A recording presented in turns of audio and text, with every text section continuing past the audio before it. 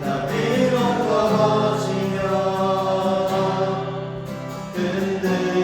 흔들리지만 주 내 안에 거하며 나를 붙드시니 내 생각을 주께로 돌리고 주시는 평강의 옷을 입습니다. 주 약속 안에서 내 영혼 평안해 내 뜻보다 크신 주님의 계획 나 신뢰 두려움과 내려놓고 주님만 의지해 주 안에서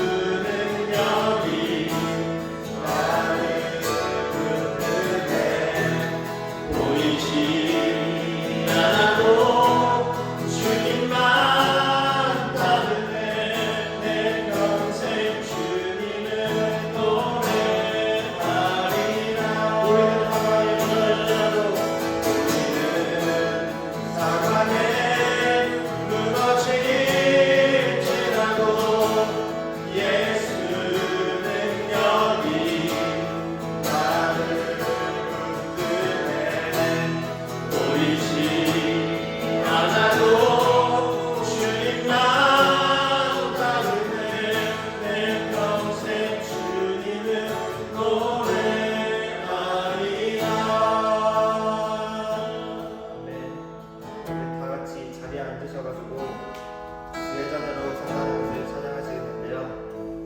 가사를 저희 묵상하시면서 하나님이 우리에게 어떤 또 마음을 전해주시는지 하나님을 경배하는 마음으로 찬양하도록 하겠습니다.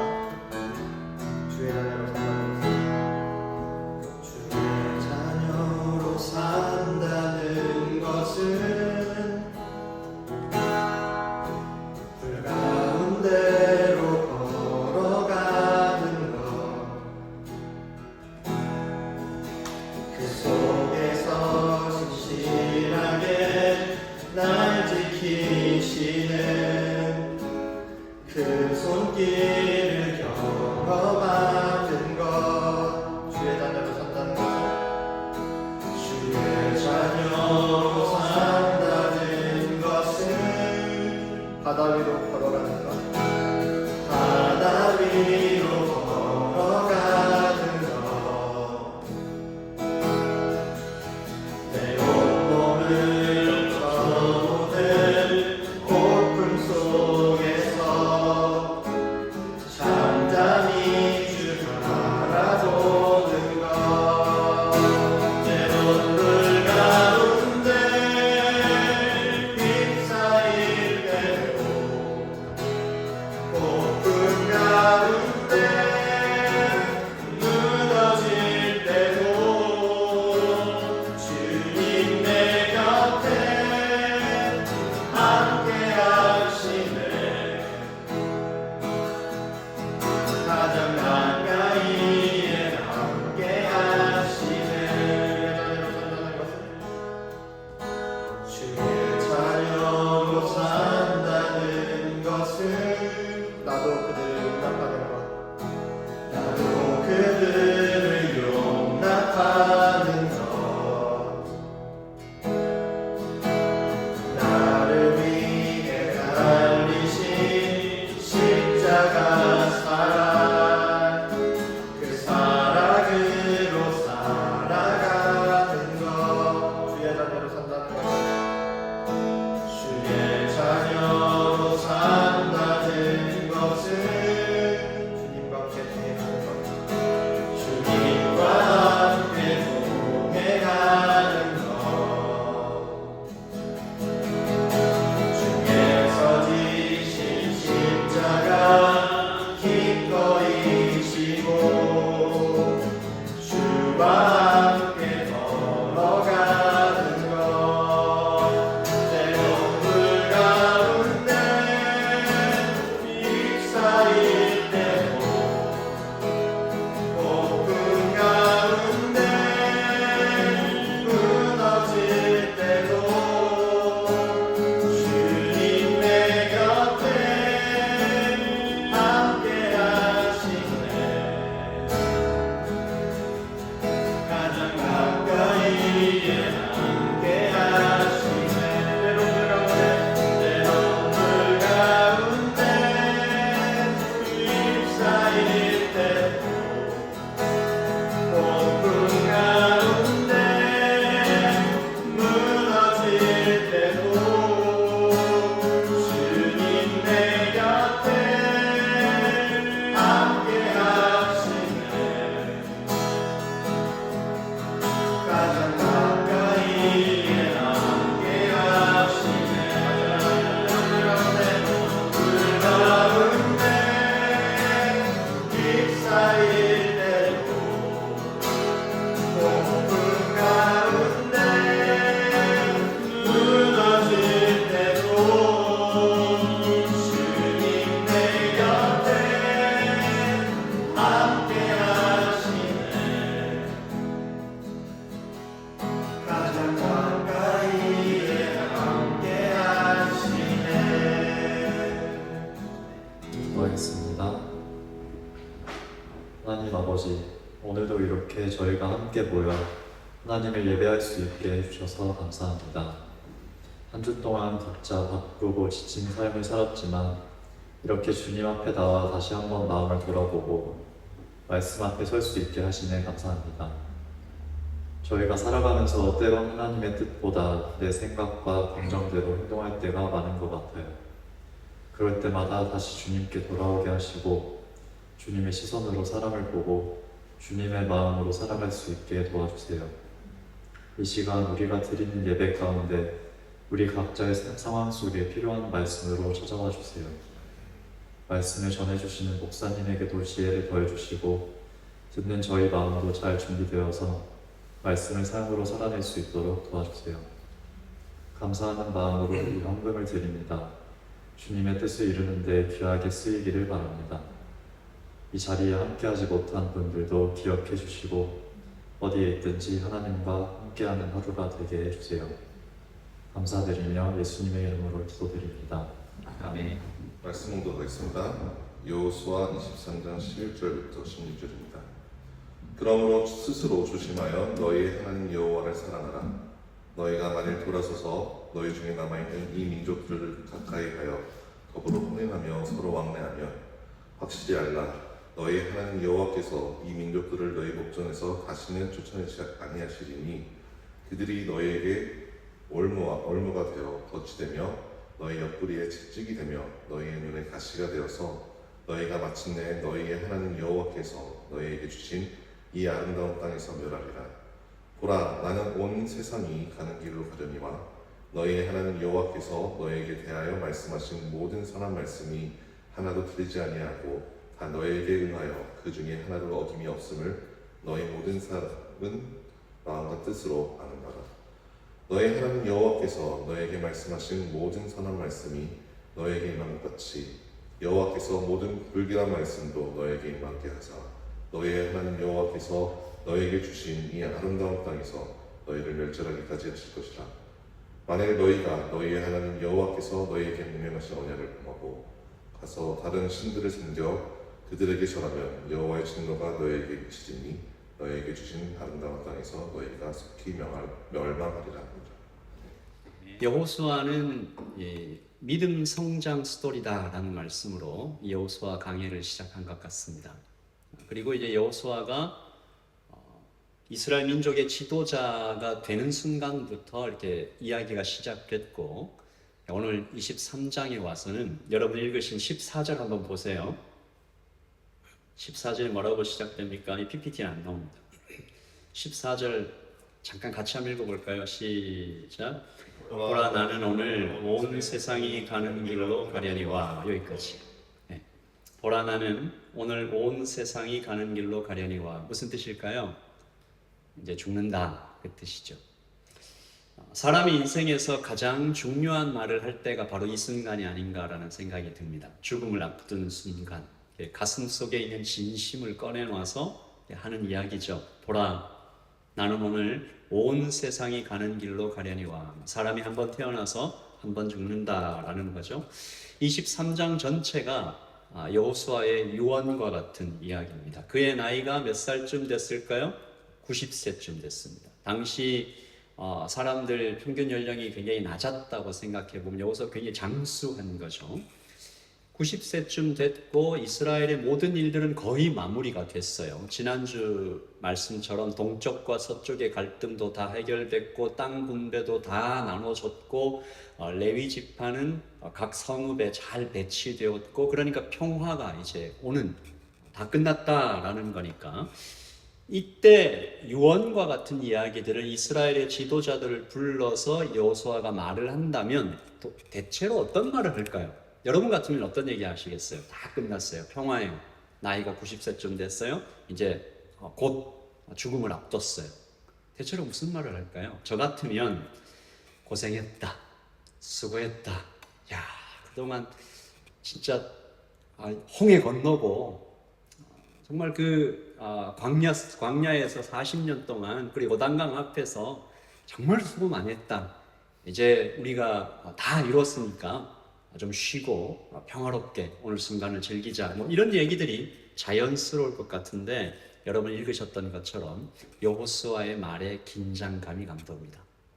무거워요. 그리고 위기감이 감도는 어떤 그런 유언이 시작되는 거죠. 우리 첫 번째 같이 읽어볼까요? 시작. 끝나지 않은 전쟁, 철기 문명의 도전입니다. 이렇게 이해한 겁니다. 아직 전쟁이 끝나지 않았다.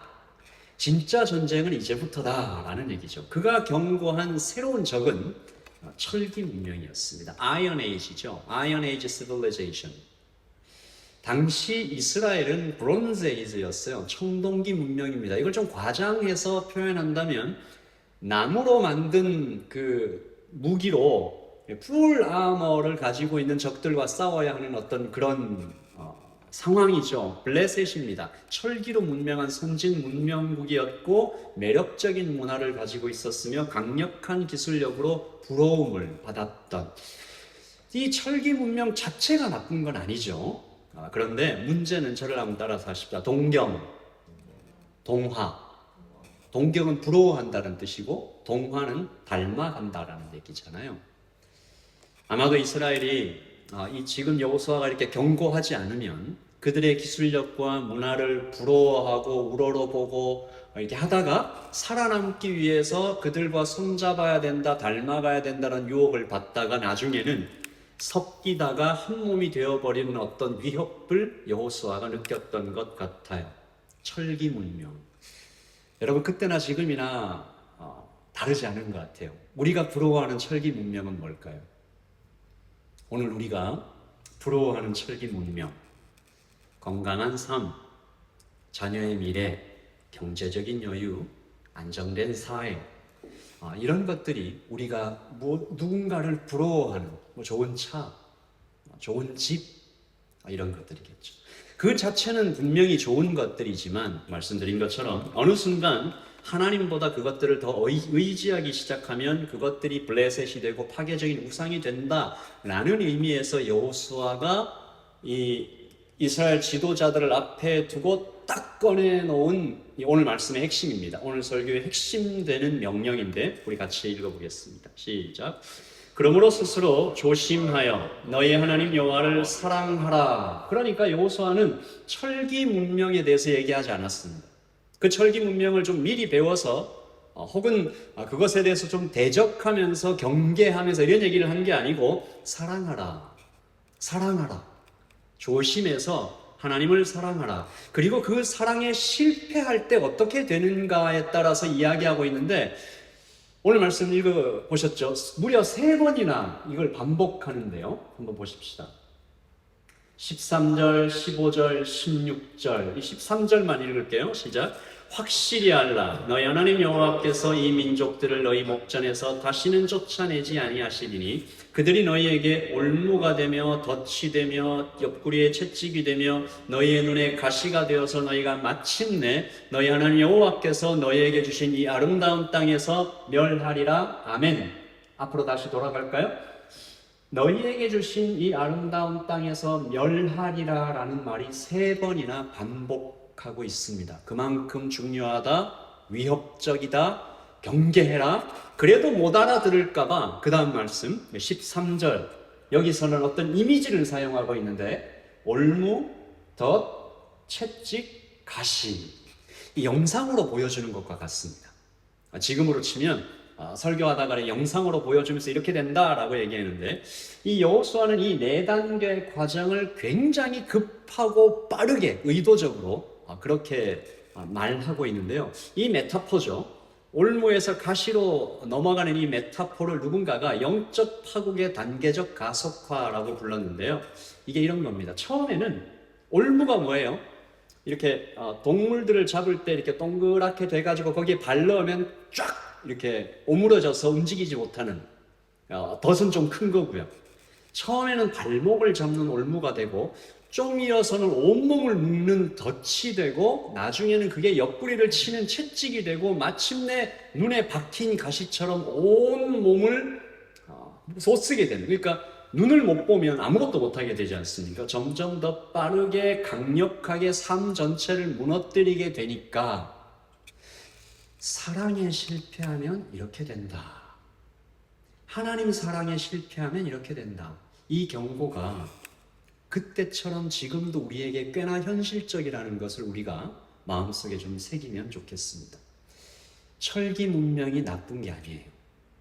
건강, 자녀의 미래, 좋은 차, 좋은 집, 이게 나쁜 게 아닙니다. 나쁠 것 하나 없는 어떤 소망이 하나님을 대체하면 그것이 올무가 되고 가시로 변할 수 있다라고 경고하는데, 예를 한번 들어볼게요.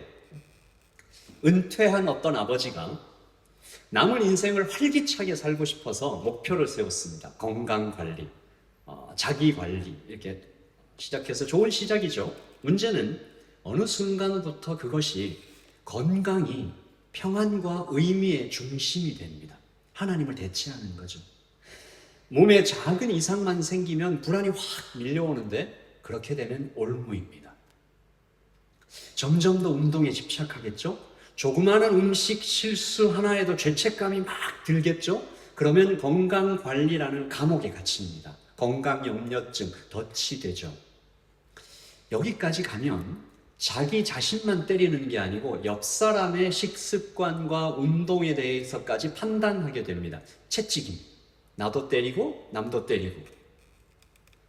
그렇게 되면 나중에는 감사도 사라지고 기쁨도 사라지고, 사람이 건강이 계속 좋을 수가 없잖아요. 그 건강이 점점점 나빠질 때 결국은 찾아오게 되는 그 죽음이라는 실체, 피할 수 없는 현실을 두려워하면서 하루하루를 살게 되면 눈에 가시가 되어서 하나님이 주시는 기쁨과 감사는 어디론가 사라져 버리는, 저를 한번 따라서 싶다. 선한 소망이 하나님을 대신하여 영혼을 파괴한다.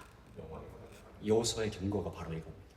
선한 소망이, 처음에는 나쁠 것 같지 않았던 어떤 소망이 하나님을 대체하면 영혼을 잠식해서 그를 파괴한다. 건강뿐이지는 않을 것 같아요. 우리의 모든 것, 하나님보다 더 사랑하는 어떤 것들, 더 의지하는 모든 것이 우상이 될 수 있고, 그 위험해 보이는 그런 어떤 우상이 건강관리처럼 좋은 것들일수록 더 심각하게 우리의 영혼을 파괴해 나갈 수 있다. 그래서 여호수아가 말한 겁니다. 단 하나의 탈출구, 유일한 해결책, 가장 중요한 길로 11절 다시 한번 볼까요? 시작. 그러므로 스스로 조심하여 너희 하나님 여호와를 사랑하라. 이 명령으로 다가올 위협을 이겨낼 수 있다라는 해결책을 얘기하는 거죠. 어떻게 이것이 그렇게 이 모든 위협들을 해결할 수 있을까? 첫 번째 문제는 그 다음 같이 한번 봅시다. 시작. 불가능한 명령, 하나님을 사랑하라. 먼저 이 명령의 무게와 또 그 어떤 엄중함, 진짜 뜻을 좀 살펴볼 텐데요. 이 11절에서 너희의 하나님 여호와를 사랑하라 라고 할 때, 이 사랑은 단순한 어떤 애정이나 감정적인 애착이 아니고 언약적 충성을 이야기하는데, 여기서 사랑하라 라고 번역된 나다크라는 히브리어가 철싹 달라붙다라는 뜻입니다. 철싹 달라붙다. 뗄 수 없는 밀착, 하나님과 거의 하나가 되는 그런 상태를 이야기하는데, 더 큰 문제는 스스로 조심하여 라고 하는 이 명령인데 히브리어로 샤마르라는 겁니다. 지키다, 무장하다는 의미죠. 그러니까 이것을 직역하면 단순히 어떤 감정을 품는 것이 아니고 치열하고 경계하고 각성하라는 건데, 단 한순간도 긴장을 풀지 말고 온 힘을 다해서 하나님께 찰싹 달라붙어 있어야만 너희는 올무와 덫과 채찍과 가시를 피할 수 있을 것이다. 24시간 내내 마음과 정성과 힘을 다해 다른 것 쳐다보지 말고 하나님께만 붙어 있으라. 아멘? 얘가 아멘 하면 안 되는 부분입니다. 솔직하게 우리가 얘기해 봐야죠. 우리가 이런 이야기를 들었을 때 샤마르 해라, 다바크 해라, 우리 마음속에 어떤 마음이 들어야 돼요? 못해요. 그렇게는 못합니다, 주님. 저희가 어떻게 24시간 내내 하나님께 찰싹 달라붙는 삶, 하루 종일 긴장하며 온 마음을 다해서 흔들리지 않으며 하나님을 사랑하는 삶을 계속 그렇게 갈 수가 있어요. 우리 좀 하나님 앞에 오늘 이 예배 시간 동안 좀 더 정직하게 하나님께 나아가면 좋겠습니다. 여러분, 인간이 대단한 것 같아도 내 마음 하나 제어할 힘이 없는 것이 우리 인간의 한계잖아요. 그러므로 우리는 이 명령을 지킬 수 없다라는 결론에 도달하면, 그러면 피할 수 없는 멸망은 16절인 거죠. 우리가 아까 읽었잖아요. 너희에게 주신 아름다운 땅에서 너희가 속히 멸망하리라. 이게 피할 수 없는 운명입니다. 혹시 다른 길은 없을까? 우리가 예배를 오래 드리고 하나님 앞에 나와서 성도라는 이름으로 10년, 20년 이렇게 신앙생활을 하다 보면 무언가 중간에 회색지대로 가고 싶은 마음이 들 때가 있습니다. 내가 하나님의 사랑은 뜨겁게 못하지만 내가 최소한 하나님 미워하지는 않으니까 중간에 어떤 지점의 회색지대에 좀 타협하는 그 어떤 지점에 가 있는 거는 뭐 괜찮지 않나. 죄를 짓는 것도 아니고 내가 하나님 배신하고 뭐 이상한 종교에 간 것도 아니고 다른 사람에 피해 준 것도 아니고 나는 좀 중간에 어디쯤 있는 것 같다라는 생각을 하는 분이 많아요. 하지만 아주 무서운 사실이 있습니다. 성경이 창세기부터 요한계시록까지 우리에게 끊임없이 계속해서 반복해서 이야기하고 있는 중요한 진리가 하나 있습니다. 저를 한번 따라서 하십시오. 인간의 마음은 비워둘 수 없다. 인간의 영혼은 비워둘 수 없다. 진공 상태가 없습니다. 인간의 영혼과 인간의 마음은 진공 상태를 견디지 못합니다. 중립시대도 없고 중간시대도 없습니다. 예수님께서 이것을 아주 선명한 어떤 그림으로 보여주신 것이 마태복음 12장 43절부터 45절까지 나오는 한 이야기예요. 더러운 귀신이 사람에게서 나갔을 때 그 집이 비고 청소되고 정돈된 것을 보고 같이 읽을까요? 그보다 더 악한 귀신 7을 데리고 들어가 그 사람에게 가니. 한 번 더요. 시작. 더러운 귀신이 사람에게서 나갔을 때 그 집이 비고 청소되고 정돈된 것을 보고 그보다 더 악한 귀신 7을 데리고 들어가 그 사람에게 들어가니.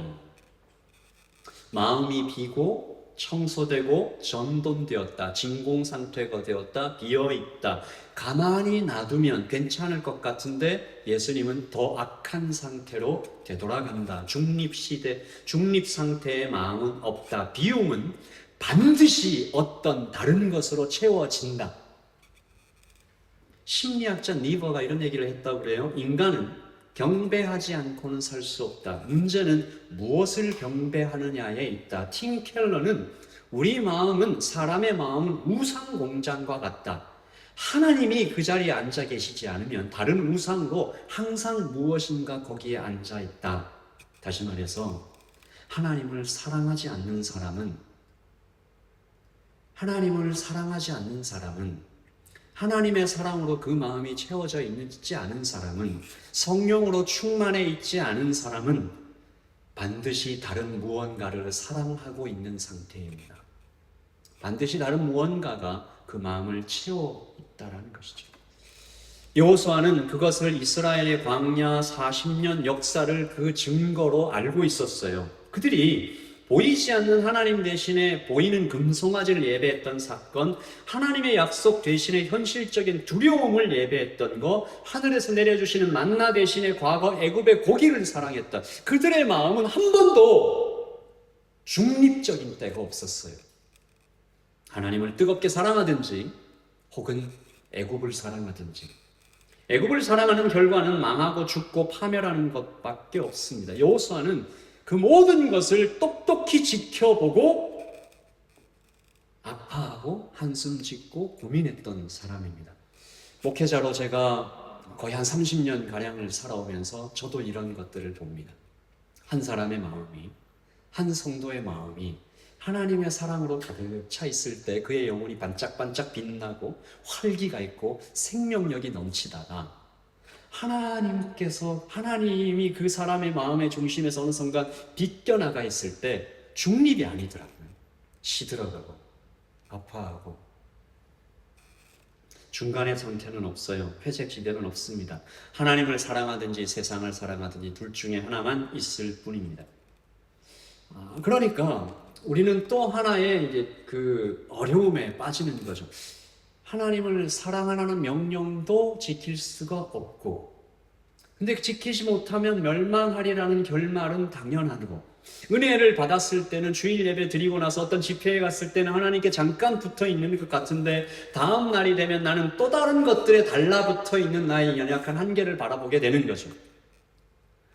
제가 오늘 이번 주 어떤 날에 잠에서 깨면서 나도 그렇구나, 나도 어쩔 수 없구나 라고 생각했던 저를 발견했는데요. 아침에 일어나자마자, 여러분 아침에 눈 탁 뜨자마자 제일 먼저 뭐 해요?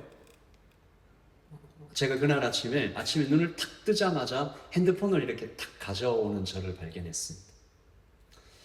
여러분 아시겠지만 제가 최근에 좀 어려운 일을 당해서 그 핸드폰을 이렇게 딱 열면서 혹시 한국에서 어떤 연락이 오진 않았을까? 한국에 계신 어머님에게 혹시 어떤 일이 생기진 않았을까?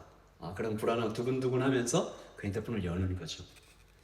아무 일이 없어요. 아무 일이 없으면 다시 곧바로 평안으로 내 마음이 꽉 차야 되는데 그 다음 또 염려가 찾아옵니다. 몸은 왜 이렇게 찌부둥하고 아프고 피곤하고 잠이 잘 안 깨고 이렇게 막 피곤할까? 내가 점점 건강이 안 좋아지는 것 같다라는 건강에 대한 염려가 확 찾아와요. 또 어떻게 좀 몸을 일으켜서 컴퓨터 앞으로 가가지고 좀 말씀도 보고 그래야 되는데 먼저 좀 이메일을 열어보는 저를 또 발견합니다. 여러분 CV 많이 보내시죠? 최근에 제가 이렇게 그 뉴스도 봤는데 어떤 분이 100군데에다가 CV를 넣었는데 다 이렇게 거절당했다. 취업 박람회를 열었는데 3,000명이 모여가지고 꽉 찼다, 이런 뉴스도 봤습니다. 저도 메일을 기다리고 있거든요. 여러 곳에 보내서 그 CV로 보냈는데 보낸 그 회사에서 메일이 올 때 땡큐라고 나오면 안 된 겁니다. 아시죠? 그 땡큐 이메일들을 좀 여러 개 받으면서 또 걱정.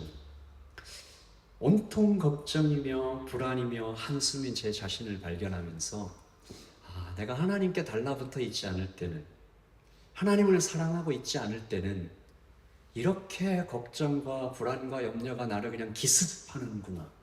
사도 바울이 한숨 짓고 비명 지르면서 이렇게 말했습니다.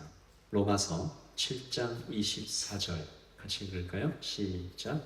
보거라, 나는 공고한 사람이거든 이 사망의 몸에서 누가 나를 건져내랴. 한 번 더요.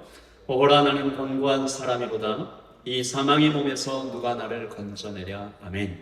이 말씀을 때때로 우리가 좀 오해하는 경우가 있는데, 착한 나와 나쁜 마음에, 착한 마음의 나와 나쁜 마음의 나가 이렇게 안에서 싸운다, 이렇게 좀 생각하는 경우가 많거든요. 아닙니다. 머리로는 다 안다. 복음도 안다. 어떻게 살아야 착하게 사는지, 어떻게 살아야 하나님의 영광을 드러내며 사는지, 어떻게 해야 믿음이 성장하고, 어떻게 해야 정말 제대로 살 수 있는지 머리로는 다 아는데 실력이 없다. 그 사랑을 실천할 수 있는 어떤 지식, 어떤 능력이 없다. 지식은 있지만 능력이 없다라는 겁니다. 사도 바울이 그렇게 비명을 지른 겁니다. 그러니까 오늘 여호수아의 유언은 하나님을 사랑하라라는 그 유일한 해결책을 이스라엘의 지도자들에게 선포했지만, 그들이 이 명령을 정말 진심으로 받았다면, 우리 다음 주에도 이것을 조금 살펴볼 건데요. 사실은 그 이스라엘 지도자들을 모아놓고 그 이스라엘 사람들 앞에 놓고, 이제 블레셋 철기 문명을 너희가 앞에 이렇게 만날 텐데 올무, 더, 채찍, 가시가 돼서 멸망하지 않으려면 하나님 사랑해라. 24시간 단 한 순간도 하나님에게서 떨어지지 말고 성령 충만해라. 하나님 사랑하라라고 말하면 울어야 돼요. 가슴을 쳐야 돼요. 사실은 우리가 어찌할꼬? 이걸 어떻게 합니까? 하나님을 사랑하라는 이 명령은 피할 수 없는 파멸을 알리는 절망적인 예언과도 같은 거죠. 피하고 도망가도 끝까지 찾아와서 죽이는 유도 미사일 같은 거요. 이번에 미국과 이번에 그 이란과 이스라엘의 전쟁에서 미국이 이란에 그 떨어뜨린 미사일 있잖아요. 벙커버스터라고 합니까? 지하 밑 깊은 곳에 숨었는데 그걸 그냥 뚫고 들어와서 죽이는 그런 미사일도 있더라고요. 죄가 그런 것 같아요. 피하고 도망가도 끝까지 찾아와서 깊이 숨어도 거기까지 와서 죽이는 치명적인 위험이 우리가 늘 날마다 싸워야 하는 죄의 유혹이 아닌가. 이때 어떻게 해야 될까? 우리는 이런 설교를 많이 듣습니다. 이런 조언들을 서로 듣습니다. 야, 세상이 이렇게 나를 유혹하고 동경하게 되고 동화될 수밖에 없고 늘 걱정과 불안과 근심이 나를 막 기습하고 하나님을 사랑하고 싶은데 힘은 없고, 그때 우리는 이런 조언들과 설교를 많이 듣죠. 더 노력합시다. 기도를 더 합시다. 성경을 더 읽읍시다. 시간을 정합시다. 마음을 다 잡읍시다. 이렇게 여러 명이 같이 합시다. 이런저런 노력들, 물론 이런 노력이 중요하죠. 신앙 훈련이 우리에게 유익합니다. 그러나 그것만으로는 부족한 거죠. 그것만으로는 부족한 정도가 아니고 그것으로는 어떤 우리가 이 죄를 이겨낼 수 있는, 유혹을 이겨낼 수 있는 그 근처까지도 갈 수 없는 것입니다. 여기서 이 절망적인 그 상황에 복음이 선포되는 것이죠. 저를 한번 따라서 하십시다. 나에게 더 달라붙어라. 고 하나님은 이야기하지 않으시고, 하나님은 그렇게 얘기하지 않으시고 저를 따라서 내가 너에게 달라붙겠다. 이것이 하나님의 선언입니다. 하나님은 우리를 전혀 다른 곳으로 데려가기 시작하시는데 절망의 자리에 복음이 임하는 것이죠. 세 번째, 자 읽겠습니다. 시작. 상상할 수 없었던 해결책입니다.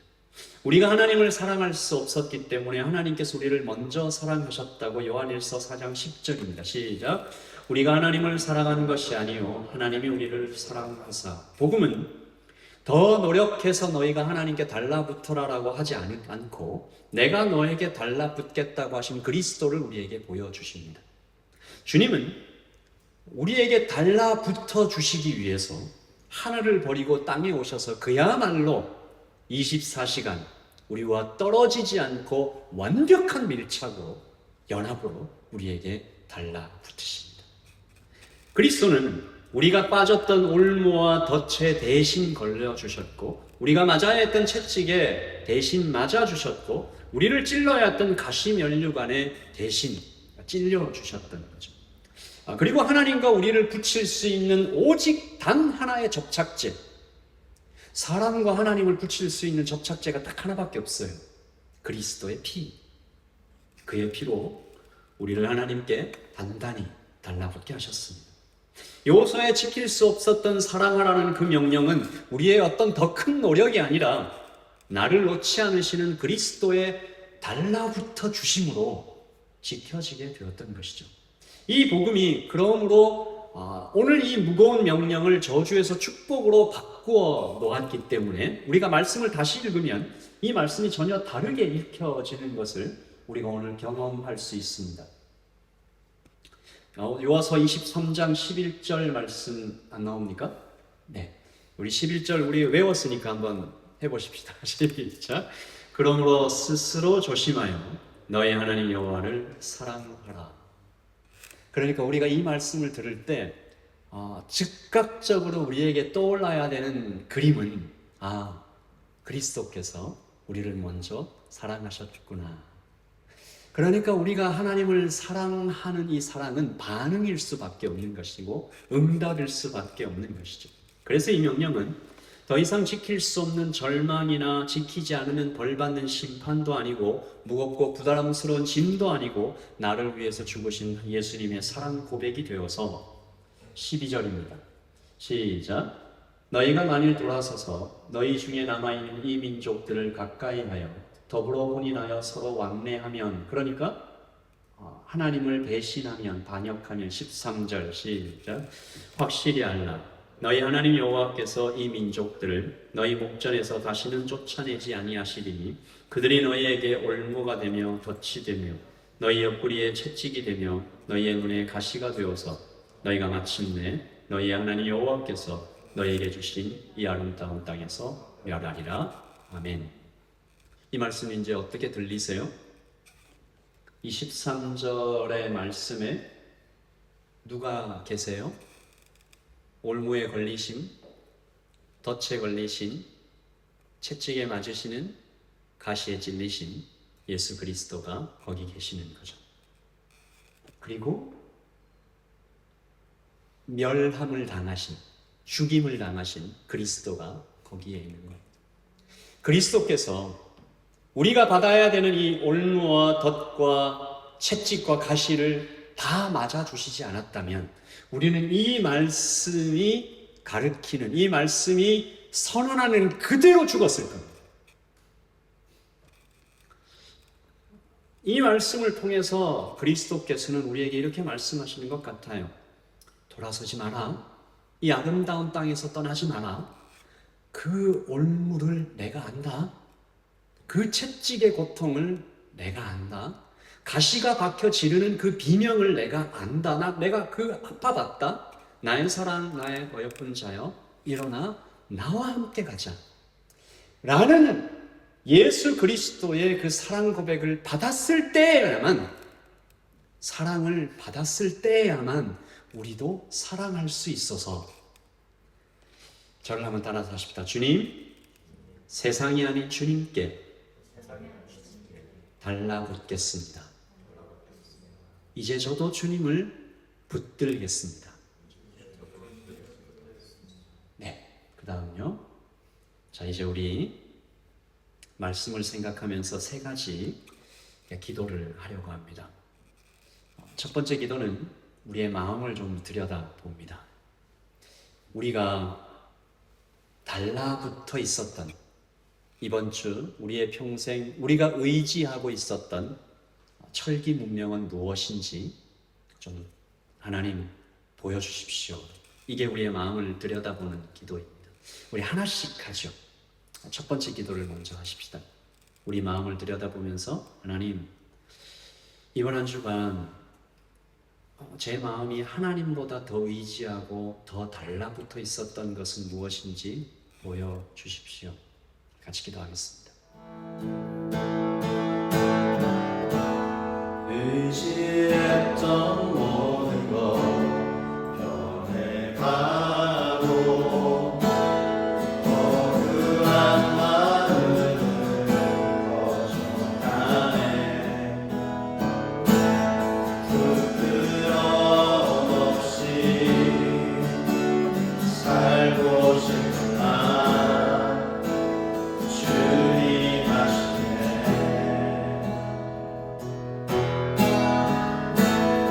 모든 일을 선으로 이겨내고 죄의 유혹을 따르지 않네. 나를 구원하신 영원한 그 사랑, 그 신금에 날 붙드시네.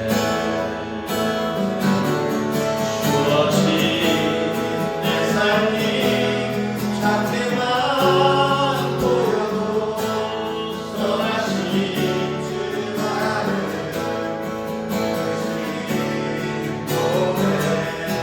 중심을 보시는 주님만 따르네. 날 택하신 주 받으시네.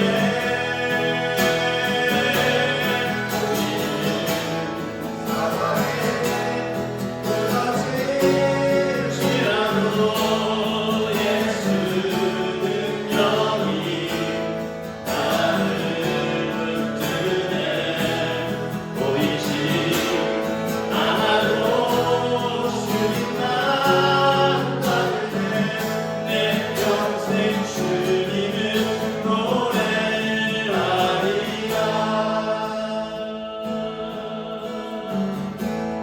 모든 일을 선으로 이겨내고 죄의 유혹을 따르지 않네.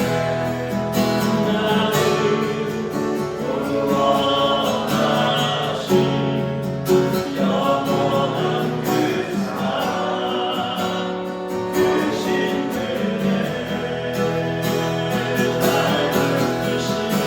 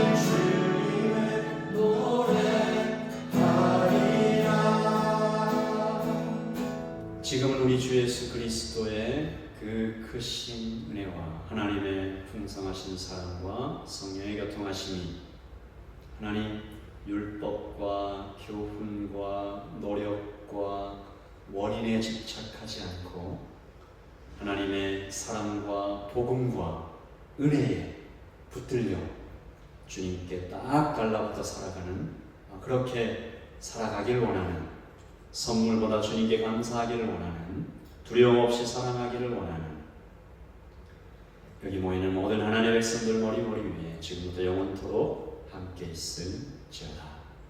아멘.